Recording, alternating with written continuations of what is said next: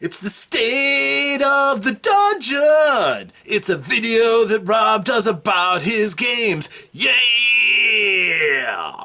Hello, ladies and gentlemen. I am Rob, and welcome to my basement lair for the State of the Dungeon address. This is for the game that took place on the 16th of March, 2021, the day after St. Patrick's Day.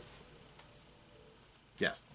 The party was about halfway along in their exploration, not quite halfway, about a third of the way through their exploration of Castle Caldwell. This is the very first part of the adventure for B9 Castle Caldwell and beyond.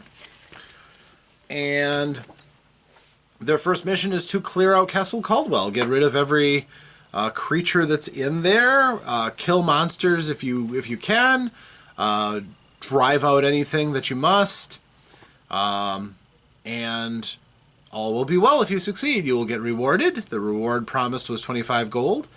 They were given a map to fill out with the interior for the new owner so that he could make modifications and know the work that needed to be done on it. So they were offered 100 gold to finish that, and they ended up succeeding at that, which is good.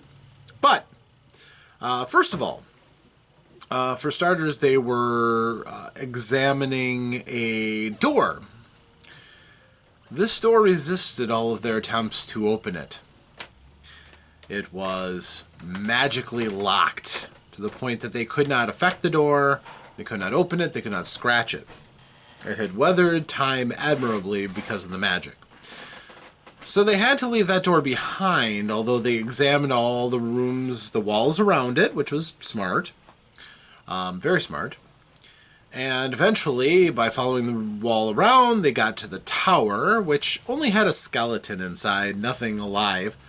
The skeleton was not animate or anything like that. So they had, by this time then, explored a healthy chunk of the castle, almost half.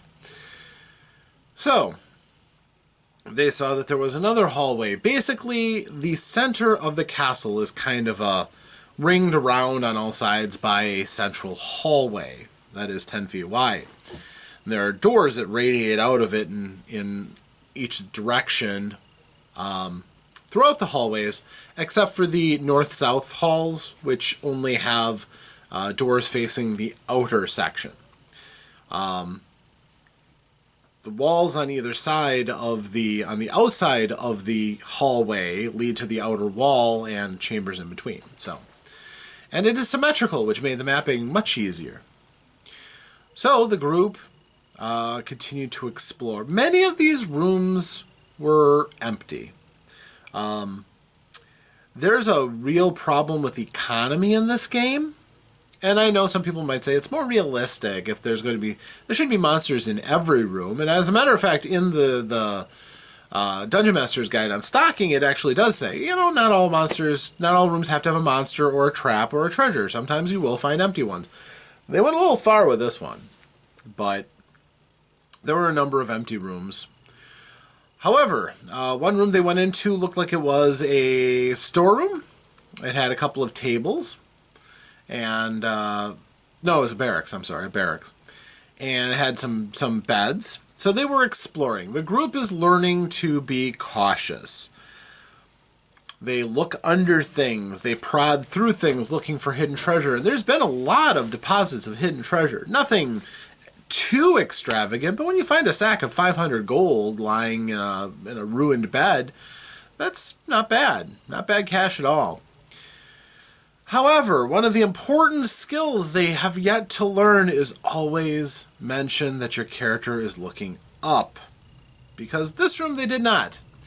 And in this barracks, as Melvin the Magnificent, magician extraordinaire, was looking at this table that had a drawer in it, like a desk, something dropped onto his back. The something was about a little over 2 feet tall, had arms and legs, head, all clad in black, and pressed a blade to his throat. And it warned him to open the drawer, or it would be the last thing he did. So he did. He opened the drawer. There was nothing in it, though. The figure leaped off of his back, landed onto the table, pulled out a smoke bomb, vanished in a puff of smoke, and as the group was looking around in wonder, a diminutive figure walked into the room, again standing just over 2 feet tall. But this time, he looked like, well, some of them knew what he was right away, from his stovepipe green hat, his bright orange beard, suspenders, his lederhosen, pointed shoes. He was a leprechaun. His name was McGilligan. And McGilligan basically checked them over and decided that they were decent folk and weren't the people who'd stolen his gold. He is trying to find his gold. It's been stolen. So he conjured them basically to find his gold or find the people who stole it. He tracked them here. They should be here. They said, okay, we have no problem with you. We'll do it. All right, great. So he walked away. They didn't pursue, and he's gone. So that was fun. So they explored. Now they're going along the outer edge of the keep rather than going into the doors that are on towards the central section of the building. Because they know that in that central courtyard are those 2 big killer wolves that are starving and ferocious. They've been thinking about ways of getting around those, because that looks like that might be a pretty nasty fight. So, after finding one empty room, they then find a room with 3 bandits. Now the group just tries to say, hi, how's it going? The bandits throw daggers at them. This starts the fight nicely. Now the bandits aren't sure who's there, but one thing that happened that might have been unfortunate was at the magicked door, the elf shouted at the door, thinking that might help to open it. He tried saying open sesame and things like that. Eventually he just yelled. Yelling is not a good thing in a dungeon, as it turns out. It draws wandering monsters and alerts all the surrounding monsters around. You can talk, you can even maybe have a fight in a place and not alert people through closed doors, but shouts can generally still be heard pretty well. And they heard it. They were ready for an attack. They had their pallets up on edge so that they could use them as cover. They threw daggers first, and they were bottled up. They were worried. Now, these bandits had a mule in the room and all of their equipment scattered around the room, so they were kind of using this as their home. So the party started throwing missile weapons back at them, not very effectively, although one got nicked. And then the elf shot his bow and really badly injured one of them. So at this point, the bandits got desperate. They had their short swords, they got ready to advance and try to make a run for it by cutting through the party if they could. This did not go great for them because the group moved into the room and bottled them up. So then they started fighting desperately.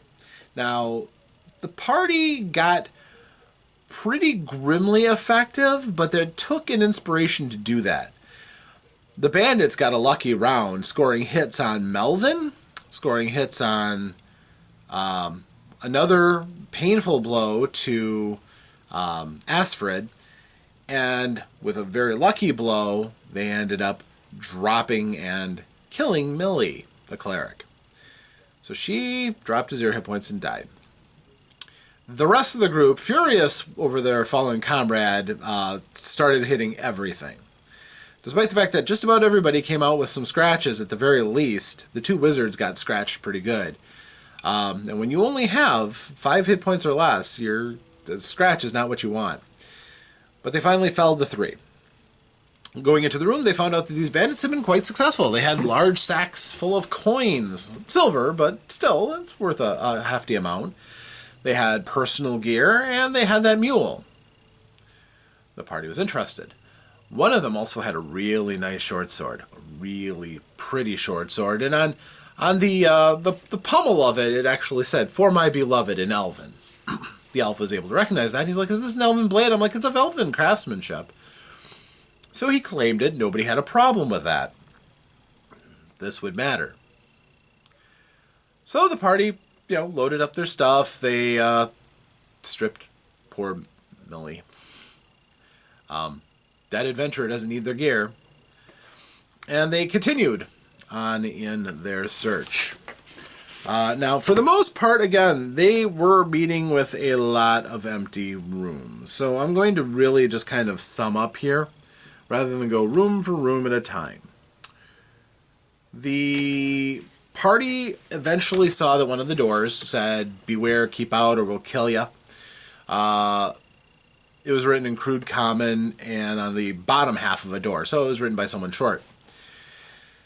They were ready at this point. They had a sleep spell.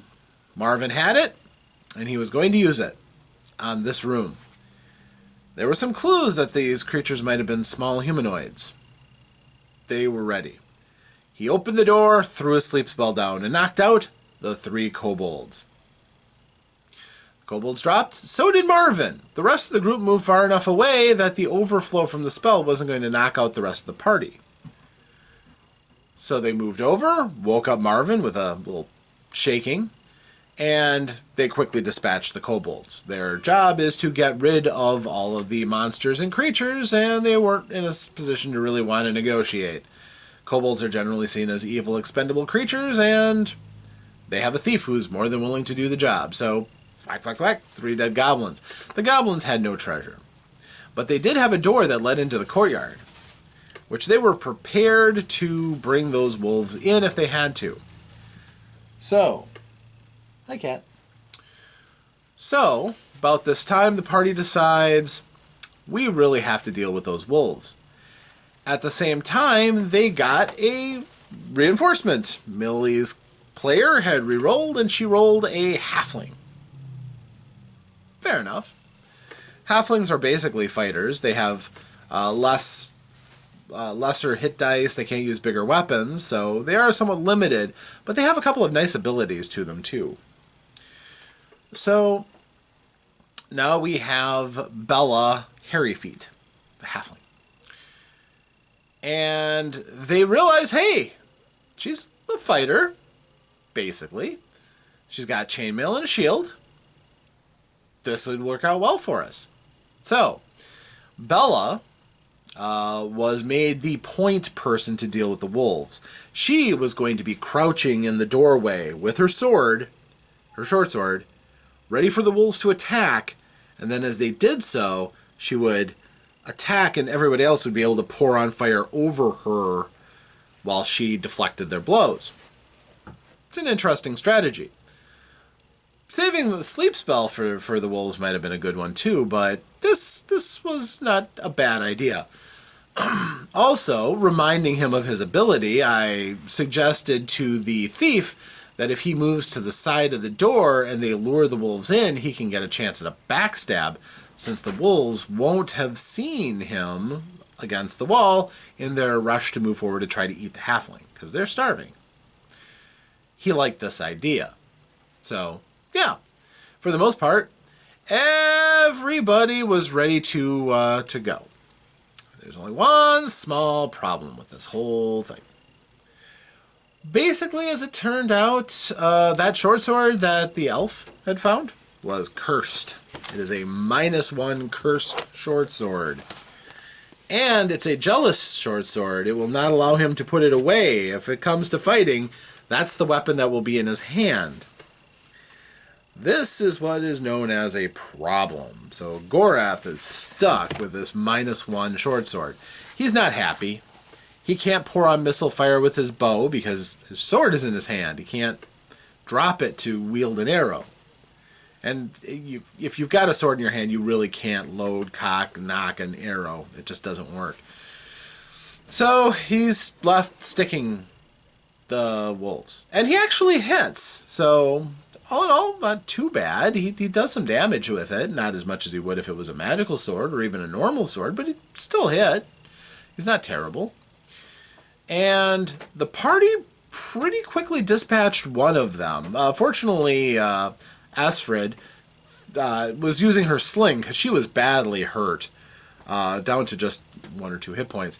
So she threw a rock, rolled max damage, and smacked a wolf on the head. That poor wolf then took a critical hit from someone else, which knocked him silly into the frame of the door, and they finished him off in a single round. It never even really got to bite at anybody, substantially. Fortunately, she was up to the dexterity, but Bella was up to the task of not being chewed on by wolves. Could not seem to land a blow on her until the very end. So, the group had one other angry wolf. The thief tried to backstab, but Chokesaw's luck was not there and he missed.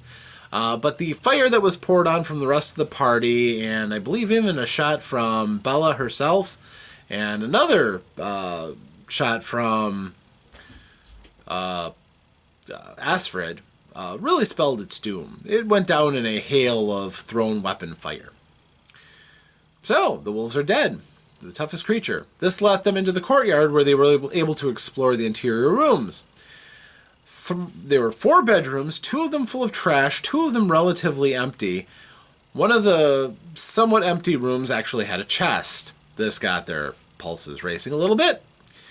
Fortunately, the chest had no traps, but it was duly searched appropriately by Chokesaw, so he did his due diligence to that. He is getting into his skills, which is good to see. They took the chest, because it was worth money, and carried on. After they had cleared the entirety of the courtyard, I have to admit again, for my own improvement, the bedrooms all had windows facing out into the courtyard, and I forgot that detail when they were looking from inside the courtyard. They should have been able to look through them rather than having to open doors.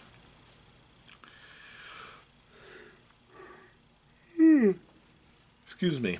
That's on me. I made a mistake. Fair enough. I was called on it.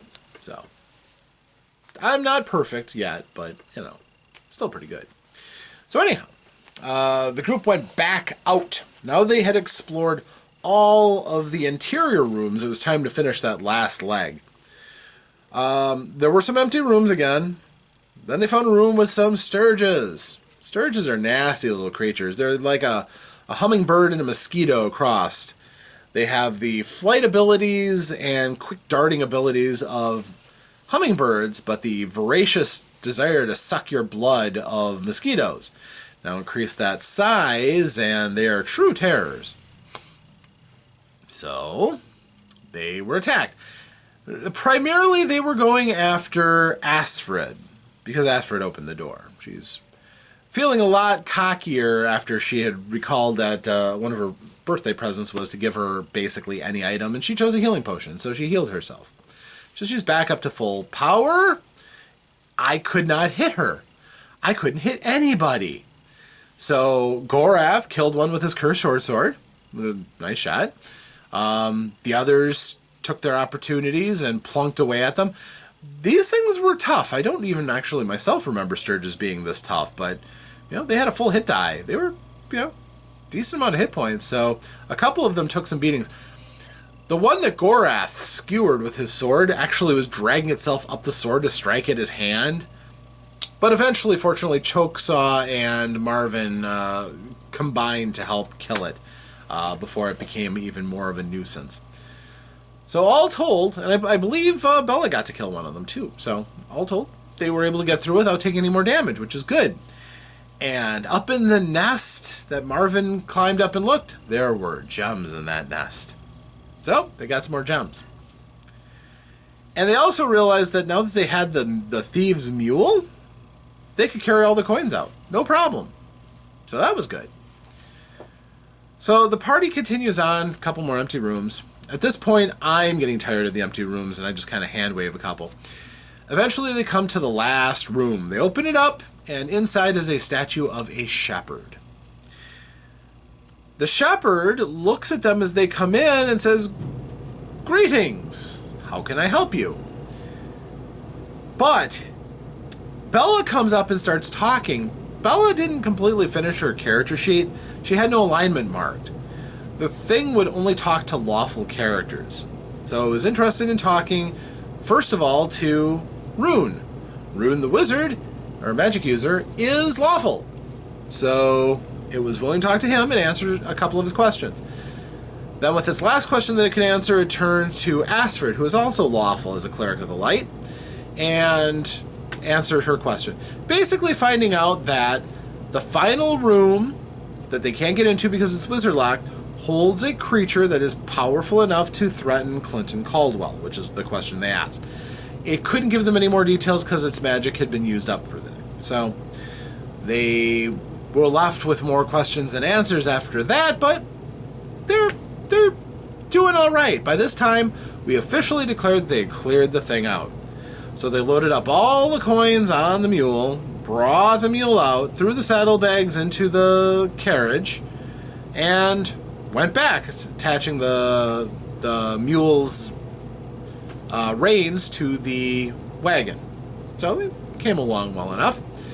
And they made it back to town. There were a few attacks, but the crossbowman up on the top of the roof was more than sufficient. The traders proved to be pretty good company too, seemed to be nice folk.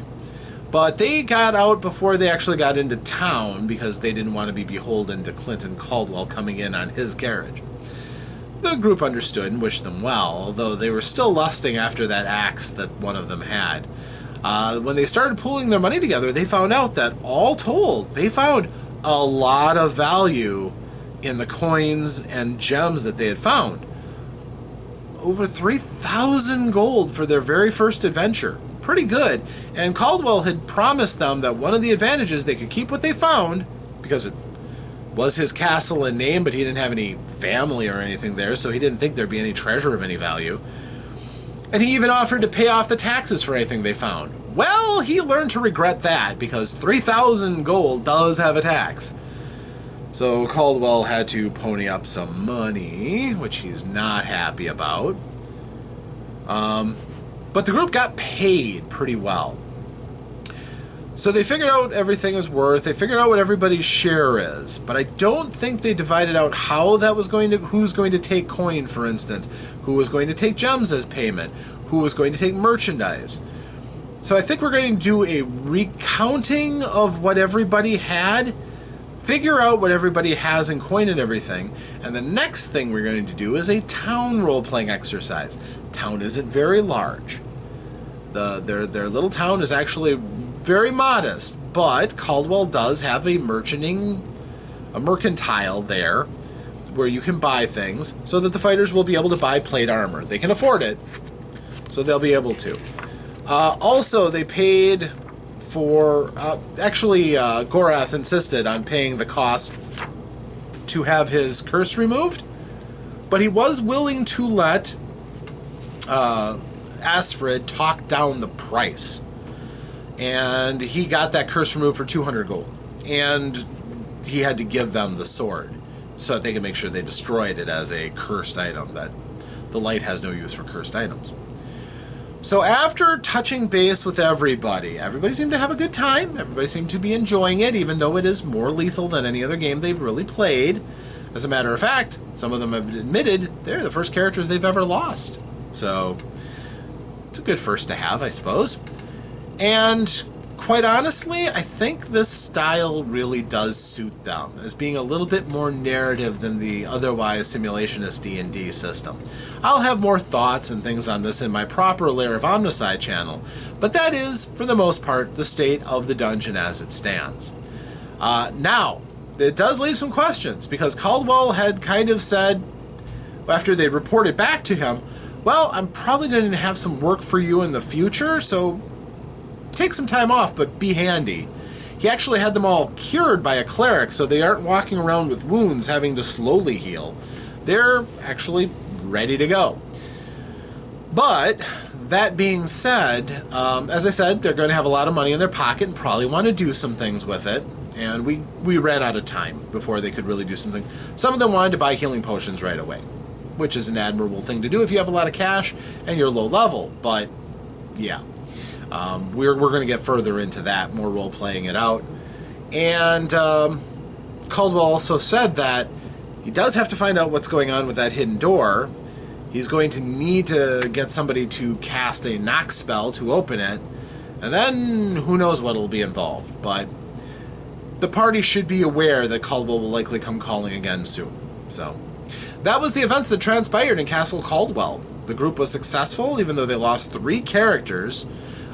We now remember Hacksaw. We, of course, remember Millie. And, of course, how can we forget the redoubtable Thoric Doomhammer? It was interesting. They got a little taste of everything. They got 2 people who learned combat at low levels is really hard, and if you're hurt, you gotta step back and try to avoid danger if you can. And we had somebody die from a trap, so those are some of those first important lessons. Now, will Chokesaw get over his fear of traps and imminent death? We'll see. Life as a first level thief is tough. But life as a first level anything in D&D is tough, and the group is, well, we'll see how they do. 2 magic users in the group. That's a luxury I don't think I've ever really had in a group I've played before, at least not in this early edition of Dungeons & Dragons. If they can keep them alive and get them a level or 2, this group could be really scary as far as the kind of monsters that they can start dealing with. So, thank you for joining me. Next time we will continue on into part 2 of Castle Caldwell and beyond. Thank you for joining me. Until next time, farewell.